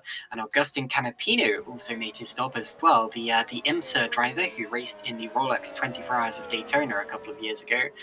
And he exits the pits in 21st position. Of course, his brother Matthias Canapino was running yesterday in the Super League Lights, wasn't having a particularly good day there, and Augustin hasn't had a particularly good day here either. Anyway, the lead battle continues, as look how close the evolution guys are. Definitely Jordan, the faster of the two at this point in time, but I say that with all due respect to Yannick. I've noticed as well, Jordan, he lifts off at the end of the straights to make sure he doesn't put himself in a position to, well, I guess to overtake his teammate. But the evolution is definitely they're definitely slipperier in the air. I don't know, they're probably running less wing, I guess, than the Edge guys. Edge and Edonis behind. I've noticed also Liam de Vries has been putting pressure onto Ragazza in P5. He had a small look into Stowe corner last lap, but yeah, this top 4 guys, I hope it's not just a DRS train for the last 4 laps. I want to see a fist-to-fist battle at the end here. It's going to be a fierce battle for the win for the remainder of the race. Matthias Moose also into the pits. He's switched onto soft tyres, going for the Kizmaker strategy. I'm going to call that, and that of course will give him supreme grip for the rest of the race, as well as both of them attempt to climb up into the point scoring positions. Through Cops go the top 4 again. And they are so close. This is the closest I've seen them into this particular section of course, Maggots Beckett's Chapel. But of course, it's just so tough to pass here and so tough to set yourself up for the Hanger Straight. We're close, very close to the evolutions, but not close enough, and that's got to be so frustrating. Look at that, taking a much tighter lane than Jordan, showing himself to his mirrors. And Jordan, I think, is getting a little bit nervous, a little bit twitchy behind Yannick Bock. All 4 of these drivers on the same compound of tyre, which are roughly the same age as well. And if they don't have to pit again, like you expect, and I half expect, then this will be a straight fight to the finish. Fabio Sixter in the pits. He ran late on hard tyres as well, possibly the latest on hard tyres. I'm not sure if anyone else is still yet to stop, but he switches on to, he'll be going on to softs as expected. And the leaders still not switching as they head through Brooklands again. Brewer so close. Yeah, Pounding, hassling Jordan on the exit. Sorry, that's Andy. Yeah, I feel like the issue, I don't think a move is going to be done at Hanger Straight. I feel like the best chance to Brewer make a move is on Wellington Straight. Unless Jordan makes a mistake in Magus and Beckett's, that's the only chance I see Brewer making a move into Stowe, because it's just so difficult here. It's so difficult in this area to follow closely. Unless you've got a tyre advantage or a massive pace advantage, I don't think it'll be done. I think the only time Brewer can have a run on Jordan is onto Wellington Straight, but he's got, especially I've noticed Jordan a couple of times has ran wide into turn 1. By the way, Sandeep, I've just researched your question from earlier, which is when was the last time Alex Cooper raced in Super League? I think that's what you asked anyway. And the correct answer is 2 weeks ago, because he's been sorry. Asked when did he last lead a race? Oh, when he last led a... My apology. I thought you said when did he last race, because he's been No. in Super League this whole season. My apologies for mishearing you there. That's my mistake. But anyway, Cooper himself on the back of Panzer now, as Masculian and Zappala come in behind him. So actually there were drivers running even later on hard tyres, and Sergi Eras as well also coming in on hard tyres. They will all likely be going onto softs. Did I just see a big slide from Fabio Sixter? Oh no, he was actually trying to pass Augustin Canapino and couldn't quite make it stick. So that's what I saw there, and that is over 19th place in the order. Yeah, let's quickly watch P10 here. Cooper's going around the outside of Panzer into Brooklands, but it doesn't make it stick. But Cooper's definitely looking a lot more. He's looking racy. He has got, I believe, 7 laps fresher, harder tyres. And he does have one of the quickest cars in theory on the track, and I don't expect Panzer to hold this position much longer. But good to see him up there though, Robin Panzer. He has had a difficult season so far. We have seen flashes that he has got speed, but yeah, I think a move here for P10 won't be long away. Absolutely. I can't take my eyes off the top 4, but you're absolutely right. Panzer and Cooper are fighting for... Oh, Yeah, and something there he is. changed, and it's Yeah. Ragusa into the pits. So Giuseppe Ragusa comes in. He was running in 5th position, and you mentioned earlier that you didn't expect him to go to the end, and I think you were right there, because he's in the pits, and he's going on to softs. Yeah, it should be onto soft tyres. Yeah, a 2-stop wasn't the strategy today. I've always thought it would be soft and hard as the optimum strategy, and I think, you know, that it looked like a solid top 10 for Ragusa today. But let's see what happens. Fresh soft tyres, probably expect him to light up the timesheets from now to the end. You see, I wouldn't have thought so, because... I wouldn't have thought that... a one-stop would be the ideal strategy, because the pit lane here is so short compared to some other circuits. You skip out the final chicane and also part of the final corner as well, and then it's not a particularly long one in terms of the straight either. So I would have thought that you wouldn't lose that much time with a 2-stopper, but I may be wrong, because you have driven a Super League chassis car here, and I have not. Yeah, they've been a bit. I remember the first year we had this. As Jordan gets close to his teammate again on the back straight. Yeah, the first year they had this new pit lane. These used to be like a 16-second pit delta. Now they've brought the pit lane marker a lot more closer to the final corner, so you don't gain as much time from cutting that final corner anymore. It's 50 miles an hour, and you have to set the limit on a lot earlier than back in the day. So that's where the bigger pick delta comes from. I think now it's about 22, 23 seconds. Fair enough, that would explain a little bit, but anyway.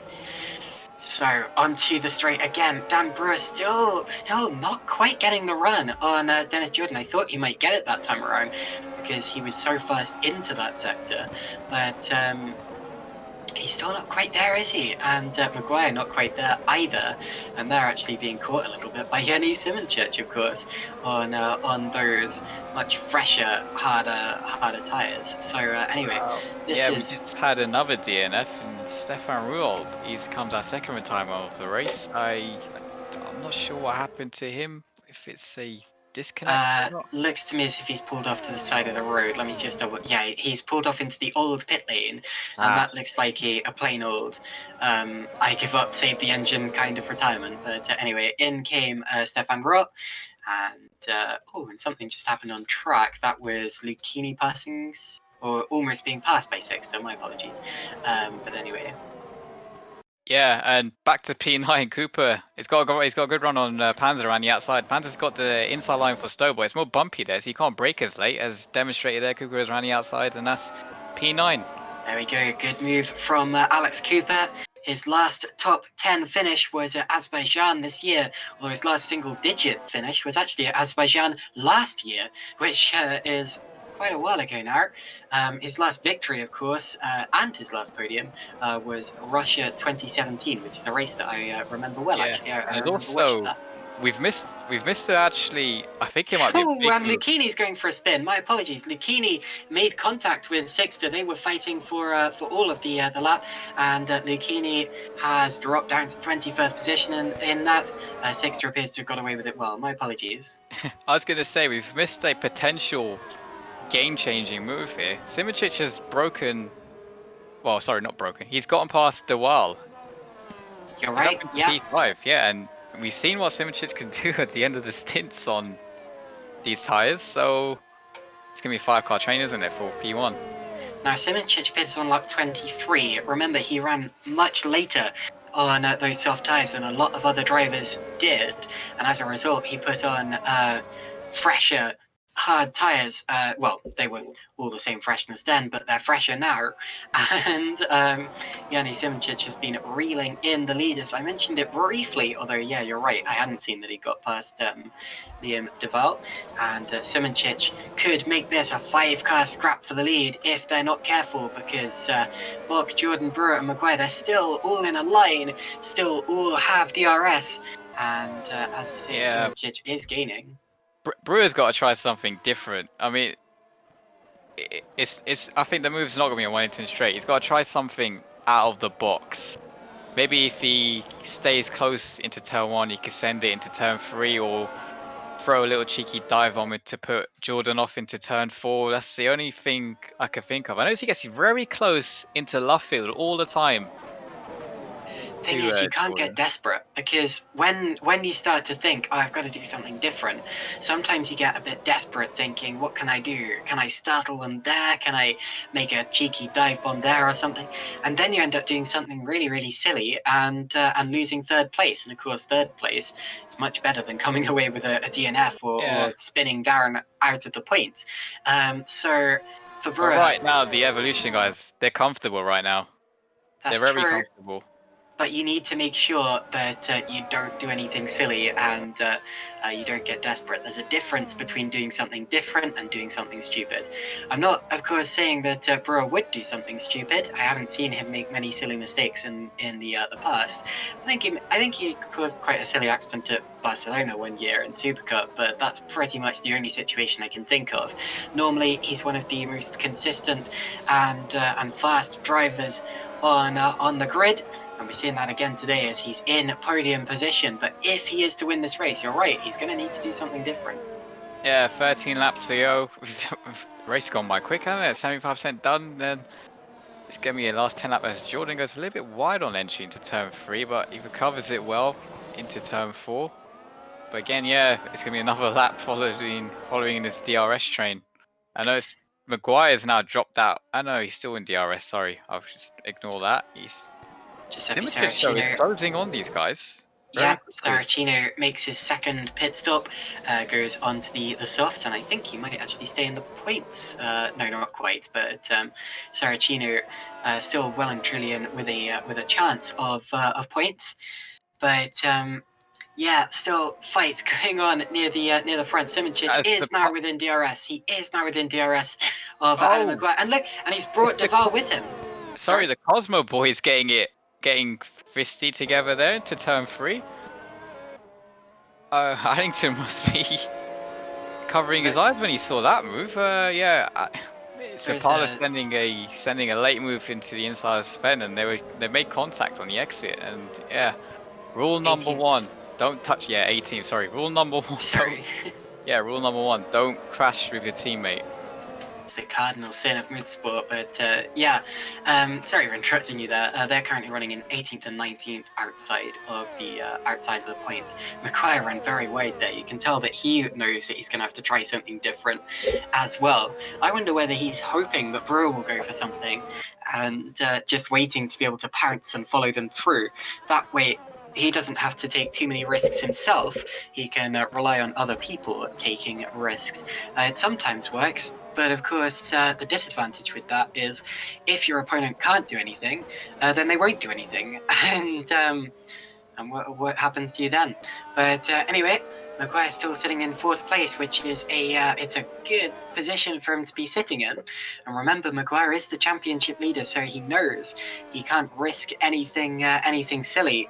Although he's only leading it by 7 points ahead of Yannick Buck, who, if they finish as they are, will take the lead of the drivers' championship. So this is an important fight, championship-wise as well as race-wise. Yeah, Simracing still gaining onto the top guys, and he's dragging the Dutchman himself, Liam de Waal, along with him as well. And yeah, it's now a 6-car DRS train for the lead. Absolutely, it is.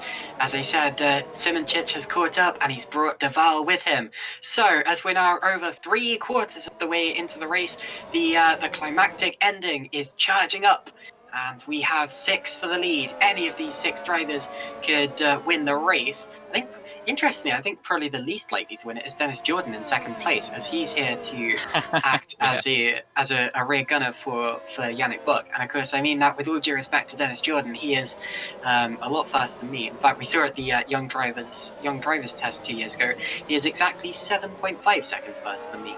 But anyway, holding off Dan Brewer at the time being, and that is an important job, and it's one that he's doing well. I think the most likely to win this race is Yannick Buck, because he's the only person here who has the help of his teammate. However, everyone behind him will be saying, "Not if I can do anything about it," and I'm sure Brewer, Maguire, Simracing and de Waal, they all have high chances of doing special things here, and if they have the pace to do it, I'm sure that they will. Yeah, it looks like Jordan must have made a little bit of a mistake. He looks a bit further back from Yannick this lap, if I'm not mistaken. Oh, a little lag moment. Sorry, a little bit of a connection lag moment for Buck there. I thought he disconnected. That would have been... It's probably my side. That's interesting, because I didn't see that, but I did see something similar happen to Jordan a lap ago. Oh, and contact! And Maguire's off! And Simracing is off too! My goodness! I only saw that happening out of the corner of my eye, and it appears that Simracing, who had been catching them for laps, went to the outside of Maguire, and just Maguire stepped out. I'm not sure if the hitboxes collided, because I don't think the cars did until Maguire stepped out, and both of them went around, and they've lost plenty of positions in all of that. Simracing, it looks as if he backed off to let Maguire through. That's very sporting of Simracing, because actually I don't think he did anything wrong. I'm not sure that they actually made contact. I think it was just their hitboxes that did. But anyway, Maguire is now 8th, Simracing is now 9th, and that is drama, which means that the top 4 are now together for the lead. It's Buck versus Jordan versus Brewer, and actually de Waal's dropped off them a bit because he had to bail out to avoid that accident. So that has released the top 3 a little bit. And then there was 3. Yeah, goodness me. What do you make of that? Well, I was looking forward to a 6-car battle for P1, but well, we got half of them still alive. Then Liam de Waal, P4 there, but gives Brewer a little bit of a breathing space. He's got, maybe he can try a little bit of, maybe he can try pushing a little bit harder to try and pass Jordan, knowing that he's got a little bit of a gap to play with, and if he's got the gap, if he's got the pace advantage that we think he might have, he can cruise straight back up to them. Interestingly, the Ghost Speed racing cars have just swapped place. That looked like a strategic swap. Of course, Masciuli is 7th in the championship. Yeah. He's lost a couple of positions recently due to 2 recent DNFs, but at the minute they're only on for 2 and 1 points respectively, Masciuli and Canapino. And before long, it looks as if they're going to be under attack from Fabio Sixter as well. I wonder if Maguire's got damage, because Simracing is now, obviously Simracing let him by earlier, but now Simracing passed Maguire into Stowe pretty comfortably. I noticed Maguire, his rear end got very twitchy, slidey on the exit of the final corner. I wonder if there's damage on the rear end somewhere. Well, the disappointing thing is that they did touch though. They did touch. It wasn't the hitbox. It was contact between both pairs of cars. And they touched, but did they touch before Maguire stepped out? Because it looked as if Maguire stepped out because of a touch, but there wasn't one, and then they touched. I did wonder also. I did call out earlier. There is a bump on the inside of Stowe. That's that true. does get the car loose. and I wonder if that's just caught him out. But of course, the bad thing about that was it was rear wheel to rear wheel, and the most important wheels are the rear ones. So, not that any wheels aren't important, of course, but yeah, that's gonna be making the car handle worse if it caused damage, and it does appear that Simracing is pulling away from Maguire a bit easier, although of course he is also on fresher tyres, although I expect both of their tyres will be looking like 50 pence pieces after that. But anyway, we're heading now onto, we're 85% of the way through this race, and the top three is still separated by less than 9/10 of a second. You really couldn't be much closer than that. But yeah, it's just a shame that Simracing and Maguire and De Vries to an extent have dropped out of the equation. Yeah, and how big could that be at the end of the season in championship between Maguire and Bok? Oh, it could be a lot. Maguire He already for had a fourth bad place. round. Yeah, and Paul Ricard, he already had a bad round with P9, and it's looking like another P9 or maybe P10 if Panzer can make a move on Maguire. But yeah, it's going to be 2 rounds where Maguire has lost a chunk of points to Yannick Bok. You see, fourth place is worth 13 points, whereas ninth place is worth 7. So you lose 6 points in all of that, and that can make all the difference, especially since they're only separated by 7 points as it is. So that really tells you how dramatic that could be when it comes to the championship at the end of the year. Also, a fight that I'm watching is Kilk versus Winnick, because Kilk has been reeling Winnick in. He's on softer tyres, although I think... actually, no, they are younger tyres as well, aren't they?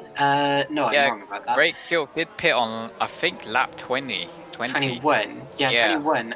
Whereas Winnick, he stopped on lap 20. So they are actually slightly fresher, although, of course, medium tyres do wear slightly faster than than hards. So... yeah, I think they'll be probably about equal on tyres at the minute, and Kilk is reeling in Winnick nonetheless, so that could be another fight that kicks off towards the end, as well as potentially still this scrap for the top 3 positions. Yeah, we've had our third retirement. Unfortunately, Sven de Vries has retired from the race from I believe a damaged car from contacts earlier on the race, so unlucky for the American driver. Best of luck for the next round in Germany, but yeah. Well, I do hope that damage wasn't caused by any contact with his teammate. We saw they were fighting hard, Zappler and De Vries, earlier on. But anyway, yeah, it appears that De Vries has just retired the car all by himself. Yeah, he pulled off to the outside of Woodcote and out of the race he went. But anyway, yeah, 3 retirements. It's a low rate of attrition so far here at Silverstone. Doesn't tend to be a race with high attrition, except one GT race I commentated here, which had about 50-60% of the cars retire.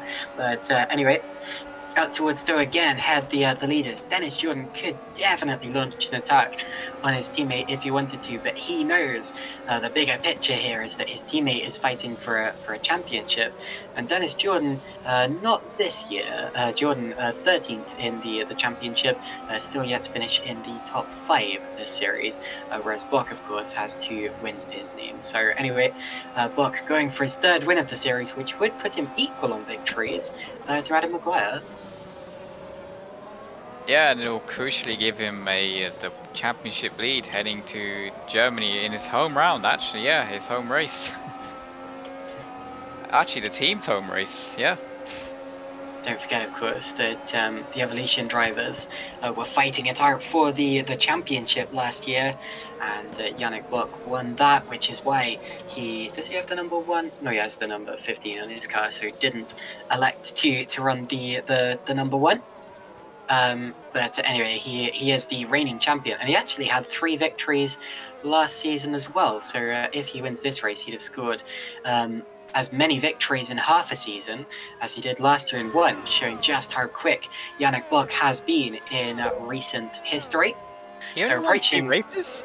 Yeah, only won 3 races last year, but because of his many podiums and points finishes, he won the championship. But anyway, they're actually approaching a backmark here, and it's Vincent Gutt. Oh my goodness, we're this far into the race and everyone is still on the lead lap. That just shows you how competitive this Super League field is, because all of the drivers still running are on the lead lap, and Gutt is only just about to be lapped here. Through the final corner they go. Now, hopefully, this all goes down safely and quickly. Otherwise, it could really shake up the order. Yeah, let's hopefully back markers doesn't affect the leader race. Ah, that's good back marking. That's 10 out. I like that. Just gets off the track, lets the guys through. Doesn't risk anything. Through Yeah, they go. Nicely done for well good. played. He's probably being a little bit. Yeah, well, he's being being a very bit generous too there. generous, But isn't he? Yeah. anyway, is it his first Super League race? Because I'm pretty sure he was at Paul Ricard, but yeah, he's a new Mad Cape driver filling for us. He's doing a solid job. He's never driven these cars before as well, and these first few races is a learning curve for him. And yeah, he's a good. Yeah, I hope to see him do well in the future for Mad Cape. Yeah, my apologies. He was running at Paul Ricard last time out, finished 20th. And today he is running in 24th position, first driver a lap down. Although of course it's commendable that he looks as if he's going to finish his first 2 Super League races, because a lot of other people wouldn't manage that. I know I certainly wouldn't. Oh, Jordan there took a wide line into start. Brewer got closer to him on the entry than I've seen for a while. I thought something might change there, but they stay in the same order. Leon de Val not quite catching them quick enough to fight, and in fact, Mathieu Winnick is catching up to Liam de Val, so he could end up with a fight for fourth as well. Just in case we needed any more drama in this race, we're in the final 10%. We're on lap 49. Speaking of which, Brewer looks closer. Brewer is much closer here. He is. Now, what can Brewer do on the exit? Little Slight wiggle twitch from Jordan. Slight twitch from Jordan. This could be a proper opportunity from Brewer. He has the DRS open. Jordan goes defensive. Brewer to the outside. Now, can he keep it alongside for Luffield? I think he's still going to be there. He is still there. They're on the curve and they come together and they're looking. And Brewer is still there, and that is a phenomenal move from Dan Brewer. Absolutely phenomenal to hold on. Dennis Jordan is now going back to the inside of Cups, and I don't think he's going to give up this one easily. He doesn't, and they're still side by side heading through Cups, and Brewer keeps the position. Now Jordan takes another look into Maggots and Beckett, and he's still there. And look at that, as Brewer has to use all of his traction to stay ahead, and he split the Evolutions. I don't know about that move. I don't know. You see, the way I see it, Brewer was still on the road. Brewer, he had 2 wheels on the curb. He still had an overlap on the tail of Jordan. His front end plate was overlapping with Jordan's rear wheel, and I think he had every right to hold that position there. I reckon that was a good maneuver from Brewer. It was risky, yes, but I don't think. Oh, and Jordan actually had a look to the outside of Stoder as I was looking back at that. But yeah, I think that was completely fair from Brewer. No, I disagree with that. I think the door was shut. Brewer made the move. Like, there was a different rule for being side by side and overtaking, and I think Brewer's in the wrong there. I think that is my opinion, but I don't think this is over. I think the stewards might get involved in that move. Controversial. Well, I'm sure the stewards will have a look at it after the race if someone protests it. But anyway, those are just our opinions, and the stewards are in a better position to analyse that as well, because they will have statements from both drivers. But anyway, Brewer for the time being is ahead.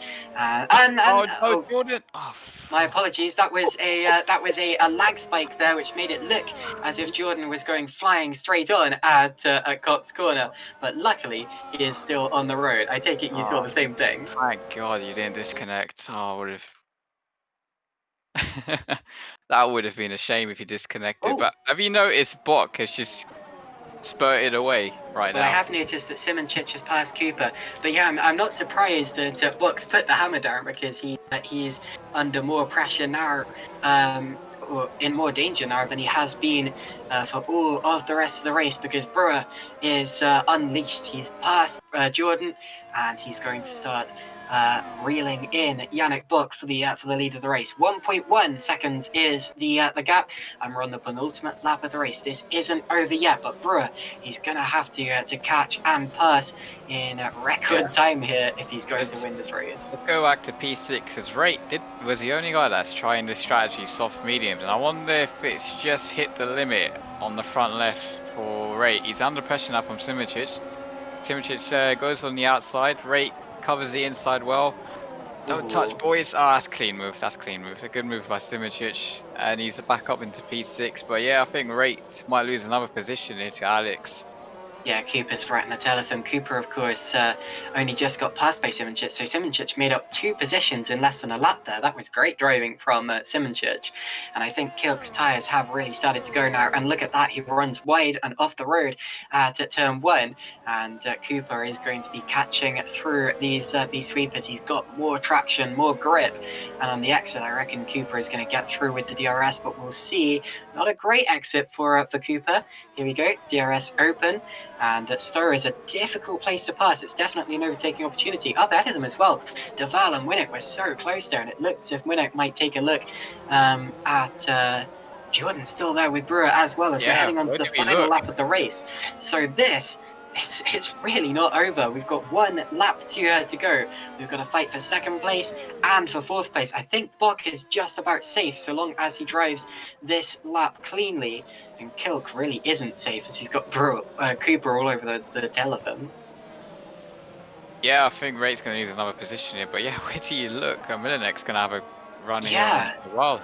And Maguire might lose another place too, because he's got Ragusa all over his tail, and Panzer's right behind him.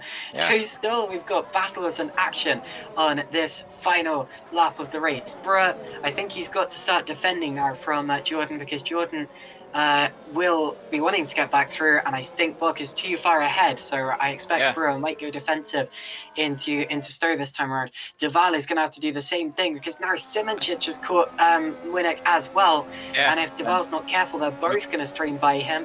Maguire lost a position. He did. He's gone back to P10. Ragosa made it through. True. Yeah, Maguire down to P10 after that unfortunate collision earlier on, and he may even get passed by Panzer here if he's not careful. Final couple of corners, and Jordan's not close enough to Brewer, so it looks as if Brewer is going to hold P2. What about De Waal and Winnick? Winnick is going to take a look to the inside, and does he go through? They might not make contact. They keep it on the curb. They both keep it on the curb. Meanwhile, Yannick Buck's in the final corner. And I'm trying to look at both at once, but Buck is going to win here at the Super League round in Silverstone. Yannick Buck wins the race. Brewer's second. And there's contact, and Simracing and Winnick go around. They're both facing backwards, and Simracing is going to collide again. And he loses his rear wing on Winnick's car. And that means that it's going to be Buck, followed by Brewer, Jordan, De Waal, Cooper, Kilk, Ragusa, Maguire, Panzer, Winnick, Simracing, and Drama all the way to the flag. Moose claims 12th place. It's going to be Kizmakers, Masculi, and Gobby running out the points. So Gobby does score a point, but what a finish! Yeah, I think I've ever seen anyone spin across the finish line to finish a race, but I need to have a look to see what happened there. Well, it brings back memories of Christian Fittipaldi crossing the line upside down at Monza in '93. But anyway, they went 3 wide. Look at that. So Winnick and De Waal, they were already side by side heading up towards the final corner, and Simracing decided it was his last opportunity. Went for a do-or-die maneuver 3 wide, and Winnick, I don't think saw him coming, didn't expect him to be on the inside. They locked wheels. De Waal went off the road to avoid them, and Winnick and Simracing both spun. Simracing didn't hold the brakes, spun straight back into Winnick, lost his rear wing, and that meant that Winnick was able to finish ahead of Joni Simracing for 10th place. Yeah, unfortunately, they hinted a race. Yeah, 3 wide at the final corner. That was not going to end well, and we saw what happened there. But the big beneficiary is actually Adam Maguire, who ended up back into P8 on the final lap, and that saved it. That saved a little bit of points. That might be crucial in the end in the championship. I just can't believe how close that race was. The top 3 were separated by 1.6 seconds. The top 2 were separated by 1.107. That is how close the finish was fifth and sixth were separated by less than 0.3 of a second. Seventh place was right there as well, as was 10th, 11th, blah, blah, blah. That was a thrilling finish to the race, and it was a thrilling race the entire way through. I don't think you can get races tenser and more unpredictable than that was, and I can't wait to have a few of the drivers in for post-race interviews.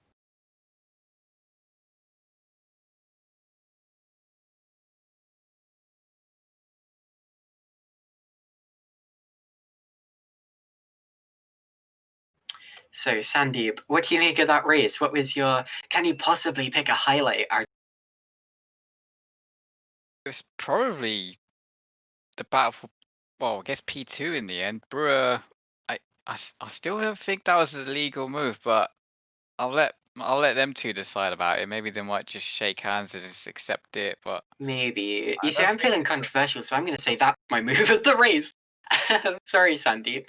But yeah, that's just how I saw it. If the stewards do decide to give him a penalty, I will of course respect that, and I hope they will as well. But yeah, it provided us with a lot of entertainment. I personally think it was legal, but I'm not on the stewarding panel for this race, so please don't take my word for it. Still no drivers in for the interview. I think they're trying to just catch their breath at this moment. Yeah. But Yeah, point out as well, good drive from Liam yeah. today, P4, done a solid job for the owners there. Alex Cooper, yeah, P5, so another solid drive by him, and Rake York back in, he's had some rough rounds recently. I'm happy to see him back in the top 10 positions. Yeah, tough round for Adam Maguire in the end, and yeah, I wonder how much this is gonna play a part in the crunch time of the season. I wish I'd been able to make the full race now. Goodness me. That was exciting all the way through, and I'll have to go back and watch the first 10 laps of the race again, just to make sure I haven't missed anything. But anyway, Sandy, would you like to do the first interview since you were here the full time? We do have the new championship leader and race winner, Yannick Buck. Hello. Hi, Yannick. Yeah, it's gonna be the first time I'm going to interview someone, but yeah, how did you think the race went for you then? For me, it was pretty good. I had the right strategy call. Yeah, it was Dennis' decision that I go in first and try to undercut Daniel.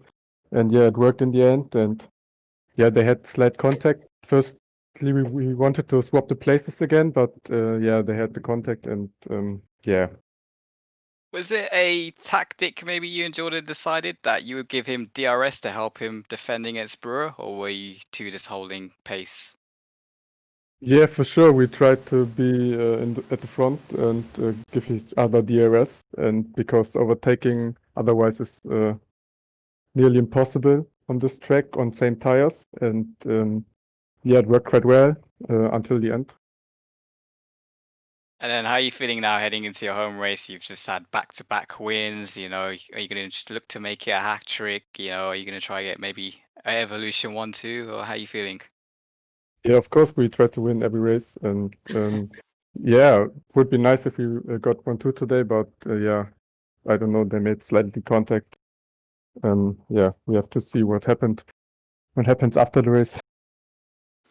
And yeah, I just want to say as well, as your third win this season, it was the same number of wins as you had last season. I don't think this is going to be your last one. I think you're in good form. I think you probably might get a hat trick, and yeah, I don't see you being someone that's complacent. You've seen what happened to Maguire, but yeah, you're back in the championship lead. You must be happy with that now. Yeah, for sure. I'm very happy with it. And yeah, like I said, I try to win every race, no matter home race or Silverstone or Singapore, whatever. And yeah, it looked good today. And I don't think we had the best pace, but we had the best strategy for sure. And yeah, hopefully we can have the top spot again in the next race. Thank you very much for the interview, Yannick. So that was Yannick Buck, the championship leader now. And next up, we are going to bring in the other Evolution driver of Dennis Jordan. So, Dennis, do you hear us okay? Yes. Hello. So, what was that like? That fight for the first 3 positions, and how did you see it from a team point of view? I don't know. I guess the race itself was pretty boring. I think we Really? made the call at the first pit stop to change positions, and it worked perfectly. Then yeah, after that was just like trying to keep the 1-2. I knew that if Daniel would attack, that there probably would be contact because we had a couple of issues with him before already this season. But yeah, I think 1 and 3 is still good result. It was a good result indeed. You are comfortably leading the actually, I'm not sure. I haven't checked the team's championship, but sorry. Yeah, great finish to that race, and you really helped Yannick there. Do you think there was anything more you could have done to hold off Daniel? No, I don't think so. Okay, nice, simple answer. Very, very nice. And in terms of strategy as well, you say it was your decision to swap the 2 cars. How do you choreograph such a thing? Well, we know that the others that were around us at that time probably aren't really going too long on tires because they aren't really like too conservative on them. So yeah, I gave Yannick the option to just come in and then hold up Brewer 1 more lap, and yeah, it worked out perfectly. It was just decision in the moment. All right. Well, thanks for talking to us, I was and going to ask Jordan. congratulations. I Oh, was sure, gonna ask- Sandeep. Yeah, I was going to say, look, Jordan, you've had a difficult start to the season, but you must be happy now to be back on the podium. Well, yeah, helps the team.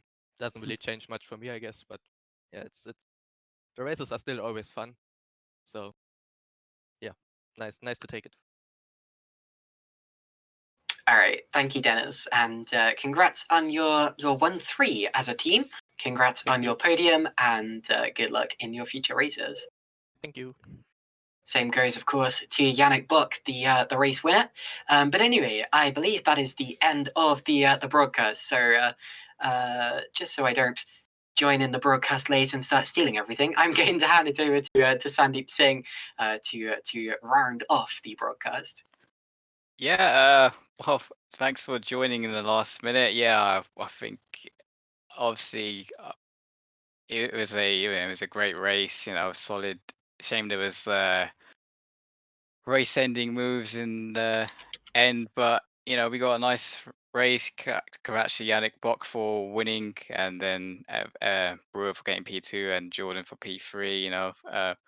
Unlucky there for Maguire and Simoncic. But yeah, solid race, good race. Not a classic, but it was still tense in the end. And What do you mean not a classic? That was a classic. I've seen. Oh yeah, I've been around long enough to see some. I've seen some classics in this league, yeah. But it was still a nice strategic battle by the Evolution guys. Trying to play the team game, trying to hold a 1-2, and not quite in the end. But I did enjoy this race, and hopefully I'm back in 2 weeks. We have Germany in 2 weeks' time, but next week we have the Academy race in Donington Park, if anyone wants to watch that. And the FC guys come back out with their cars also next Wednesday. Keep an eye on that. And then Super Cup, Super Lights, and Super League follow the week after. So I hope to see you guys here. I hope to join you guys in a couple of weeks' time. Thanks to Gerrit de Vries for being ice cool when we had the technical difficulties in the background, but I think we got a good broadcast up in the end. Thanks, Caitlin, for joining in last minute. And yeah, I'll see you guys in 2 weeks.